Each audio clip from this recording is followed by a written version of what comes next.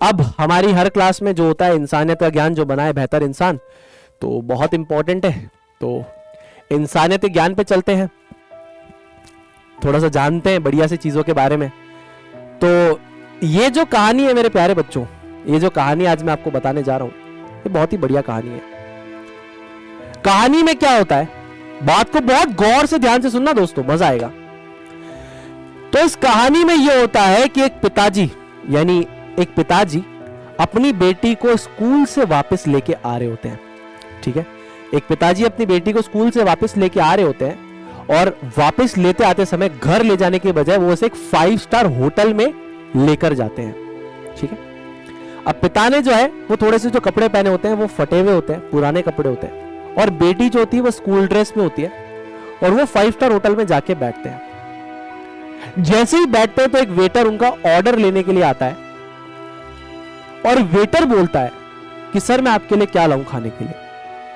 अब पिताजी जो बेसिकली गरीब है वो कहते हैं कि आप मेरे लिए कुछ मत लाइए, मेरी बेटी के लिए पाव भाजी ले आइए। तो वो कहते हैं सर आप अपने लिए भी कुछ ले लीजिए ना। तो वो कहते हैं कि नहीं मैं अपने लिए कुछ नहीं ले सकता, है ना। मैंने मेरी बेटी से वादा किया था कि अगर वो जिले में कक्षा 10वीं में टॉप करेगी तो मैं अपनी बेटी को शहर के सबसे महंगे होटल में खिलाने लाऊंगा, और इसने पूरे शहर में टॉप किया है, तो मैं चाहता हूं कि आज मैं इसको पाव भाजी यहाँ पे खिलाऊं। वेटर बड़ा खुश हो जाता है। वेटर भगते हुए जाता है अपने मालिक के पास और कहता है कि मालिक मेरी आज आपसे एक रिक्वेस्ट, एक दरखास्त है। कहते बोलो। कहता आप मेरी सैलरी से भले पैसे काट लेना एक पाव भाजी की प्लेट के, बट मैं चाहता हूं कि वहां पे जो पिताजी, वो जो अपनी बेटी को लेके बैठे हैं वो अंकल, आप उनको एक प्लेट पाव भाजी दे दो। बोले क्यों? बोले उनकी बेटी ने पूरे जिले में टॉप किया है और वो अफोर्ड नहीं कर सकते, इसलिए सिर्फ अपनी बेटी को यहाँ पाव भाजी खिलाने के लिए आए हैं, खुद नहीं खा रहे।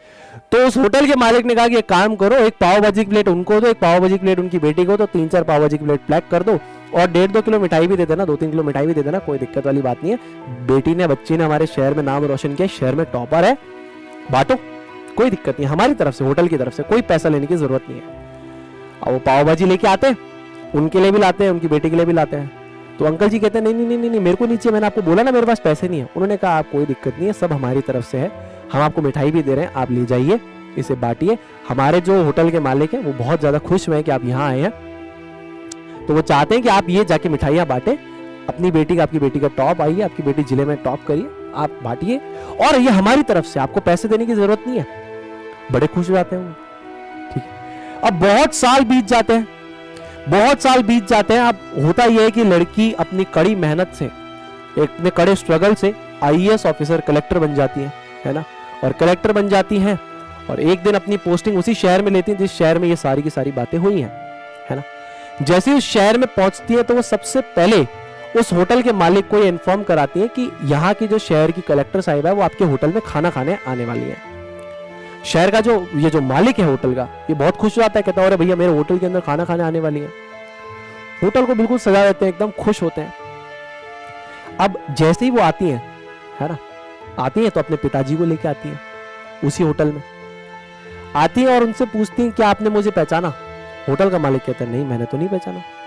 तो बोले कि मैं वही लड़की हूं, और ये मेरे पिताजी है जिन्हें आपने आज से कुछ साल पहले जब हम यहां पर आए थे खाने के लिए कुछ, और मैंने शहर में टॉप किया था, तो आपने पाव भाजी फ्री दी थी और मिठाइयां फ्री दी थी। तो वो बताते बताते रोने लग जाती है, और वो बोलती है कि अगर आप मेरी लाइफ में उस समय मुझे प्रेरणा नहीं देते, मुझे मोटिवेशन नहीं देते, तो शायद चीजों में दिक्कत होती। बट एक आप बहुत अच्छे इंसान हैं जिन्होंने मेरी गरीबी का मजाक नहीं उड़ाया, मेरे पिता की गरीबी का मजाक नहीं उड़ाया। आपने हमें उस समय एक मोटिवेशन का काम किया, प्रेरणा का काम किया, आपने हमें पाव भाजी दी, हमें मिठाइयाँ दी। बात बड़ी छोटी है, लेकिन एक छोटा सा एक्शन कितना बड़ा रिजल्ट लेके आता है लाइफ में, वो देखिए।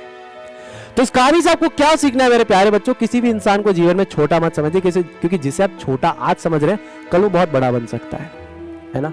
तो आपको अगर अपनी ताकत को दिखाना है तो सही चीजों में दिखाइए, कमजोरों को दबाने या गरीबों को दबाने में मत दिखाइए, वो आपको एक सही इंसान नहीं बताता।